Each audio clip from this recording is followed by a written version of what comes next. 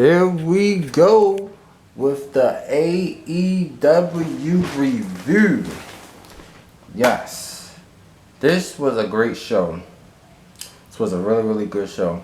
We had Team Taz come out there, and of course they was always talking about how they should be ranked #1, and you know they want to face they want to face Darby Allin for the TNT title.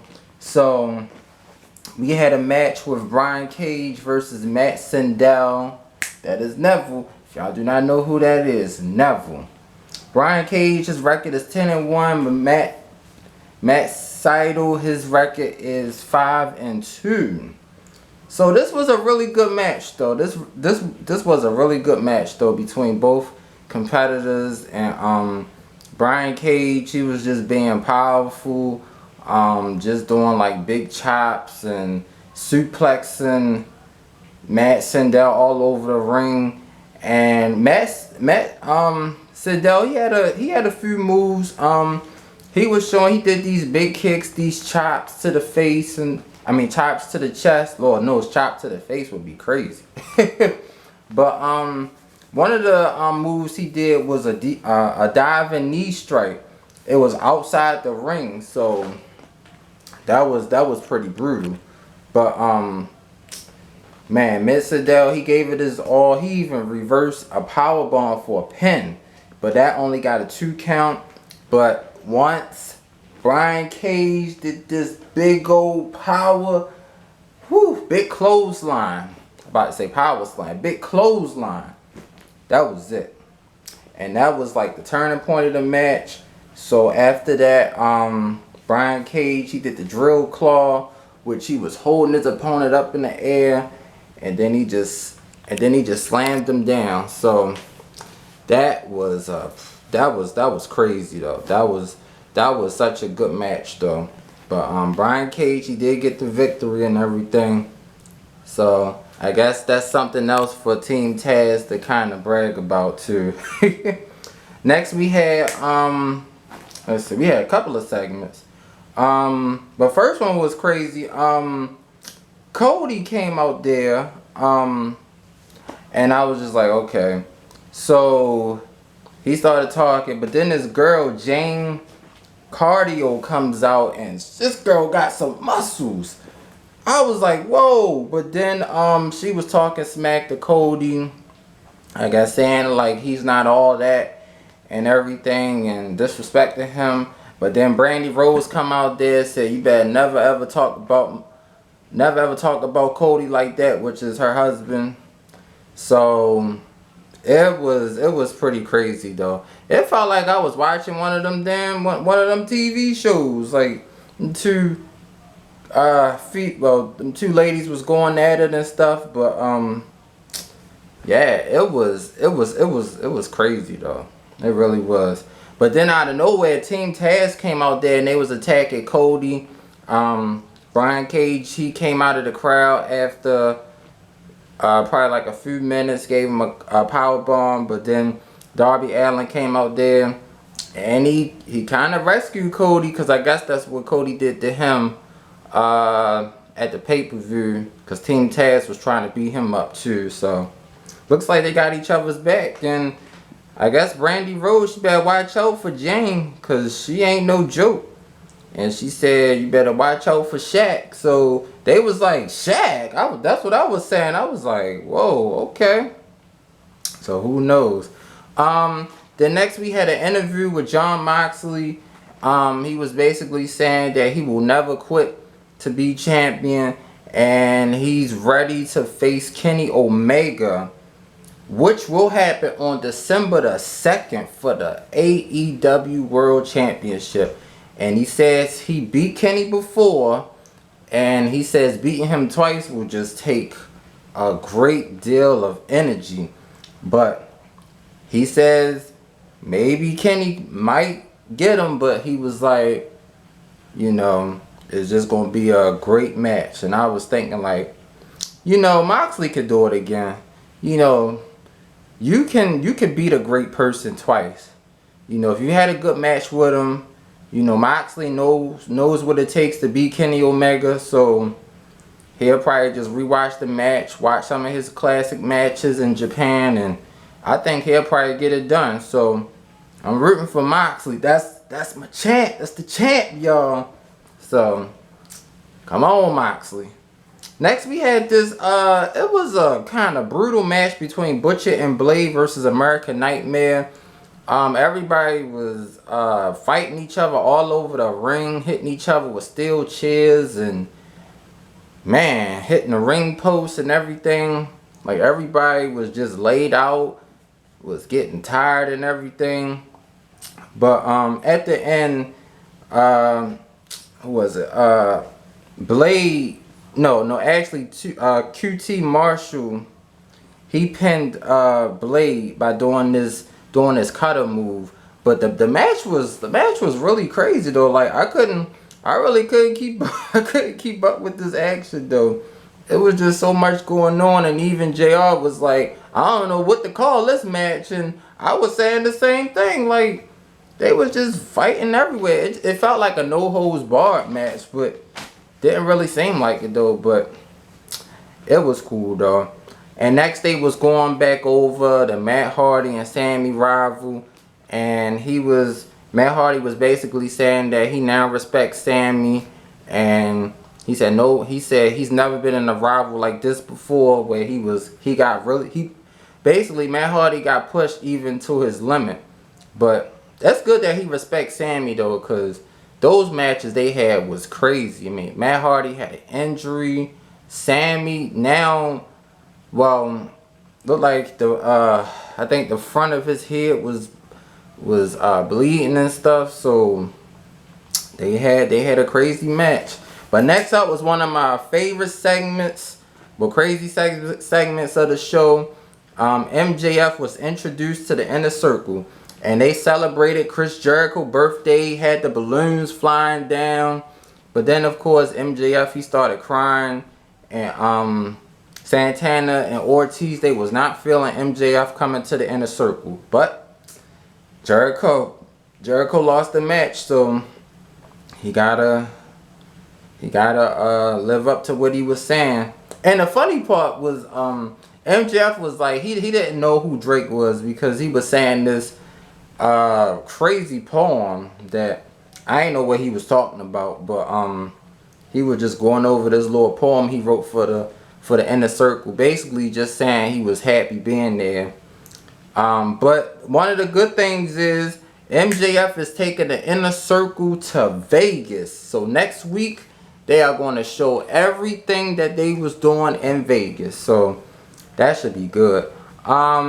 Next they had they was recapping FTR and the Young Bucks. And the Young Bucks was saying they are the best tag team. And next week they're going to be facing this new group called Top Flight. So I can't wait for that. That's going to be good. That's going to be a great match. Then we had another interview. Kenny Omega was talking about Moxley. Looked like he was on the phone. So he basically saying he wants the title. He wants to be number one. And he's ready to be the best again. And he said that's all he's been thinking about, is just being number one and being a champion. So he had to go. He was catching a flight. So that interview was cut short. And next we had Shawn Spears versus Scorpio Sky. This was a pretty good match though. Until Tony Blanchard got involved and stuff, like he did with FTR. But this was a good match. They was both trading chops back and forth. Shawn Spears was doing all these big slams to Scorpio Sky, but Scorpio Sky, he's a good athlete. He was flying all over the ring. He did this flying cutter. He got a 2 count from that. That was pretty crazy. Then he did this Scorpion Deathlock. I was like, man, this kind of reminded me of Sting when they said that. I was like, but it's basically just like a sharpshooter though. But Scorpio was putting more pressure on it, but he did get the rope. And as soon as he got the rope, Tony Blanchard gave Shawn Spears like a blade. I don't know, it was something like this, but it was like kind of I guess it was sharp or something, but I was like, whoa. So then Scorpio, he got a piece of it, but he threw his away. But then Shawn, of course, he hit him with the other piece, and he got the victory. So that was pretty crazy. He got that victory though. And then after that, we had another little crazy segment with Inner Circle. They were still talking about going to Vegas. And then out comes Sammy, and he said, hey, I thought all y'all was at the beach. And I was like, what? So MJF was like, you didn't get my second email? Like, I told you, like, to come here. Like, we're going to Vegas. So then MJF gave him his Vegas pass. So he said, it's on me, buddy. I said, yo, MJF is funny. I swear, he is so funny. But next we had this match with Tay Conti versus Red Velvet. This was a pretty good match. I think they both from AEW Dark, so it was good to see, like, you know, new wrestlers coming. But yeah, they really had a good match. They both was doing like these crazy moves, going back and forth on the ropes and stuff, and there was a lot of near falls in this match. But at the end, Tay Conti, she did this good move though. Looked like it was CM Punk's go to sleep move. That was a pretty good move. Like I said, she got that move. She'll really put a lot of women to sleep. She would. So she got the victory. So like I said, I think it was a good match though. It was probably roughly maybe like 10 or 15 minutes, but it was pretty good. And then next week we're gonna have Kip Sabian versus Orange Cassidy. So that will be good. Then out comes Eddie Kingston, and he's saying that he will be champion one day, and he was sitting on commentary while we had our main event, Penta versus Rey Fenix. They are one of the greatest tag teams, I really believe.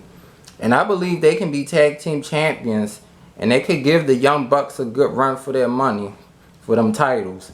Because now that Matt Jackson is kind of hurt with that leg injury, you know, facing Top Flight next week gonna be a challenge. But if they gotta face them Lucha Brothers, they are pretty fast. But this match was good. Lord knows they was flying so much throughout this match. I really could not keep up with this. And then I think they was exchanging chops where they would like chop each other's chest to see who would it hurt the most. But I said, man, it takes a lot of great pain to go through that. It takes a lot of heart to go through that too, cause them chops be stinging, boy. But they kept doing it, and then they was doing these big kicks to the face on each other, and then they both was trying to, because since they luchadors, they both got on mask and stuff. They basically ripped both of their masks off. I mean, you could I think for Penta, you could almost see his whole face. You could see his hair, you could see everything, because in their culture they always wrestle in masks. So it's kind of like with Rey Mysterio and stuff. But I was like, wow, y'all, they was headbutting each other. And the turning point of this match was when Penta, he did this power driver like on the side of the apron, and Rey Fenix was out. So he did it again outside the ring, and Eddie Kingston on commentary was like, yo, they gotta stop this match. And I was sitting there like, yeah, they need to stop this match. Like, I mean, cause sorry, I'm losing train of thought. Rey Fenix, like, his mask was already ripped off, so I mean, his head was just, man, I know he might have a neck injury. So he did the move one more time, again in the ring, and he got the victory. So Penta, I guess he proved why I guess he is, I guess, the best out of the brothers though. But it was a good match though, it really was. But looked like Eddie Kingston was trying to break them apart, because he was like, Penta, like, my best friend, you won. And then he kind of kicked Ray Phoenix out the ring. But out comes, we had a new person come in. The Bastard Pac is back. Yes. And he was trying to attack Eddie Kingston. And I know Pac, he was gone for a long time, but now he is back. So, wow, AEW is just, whew, so much talent. So next week is going to be Pac versus Blade. That should be a good match. And I cannot wait to watch that match as well too. It's going to be a lot of action. Wow. This was a really good show though. Really good show. It was good seeing everybody there. I can't wait to see what's going to happen when Inner Circle goes to Vegas. And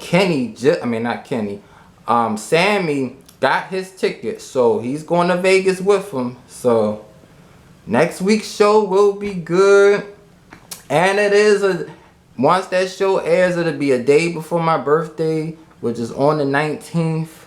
It's going to be cool. Think I'm gonna do a live stream and stuff. It's going to be good. But I hope everybody enjoyed this review, and I can't wait to do more AEW reviews. Woo!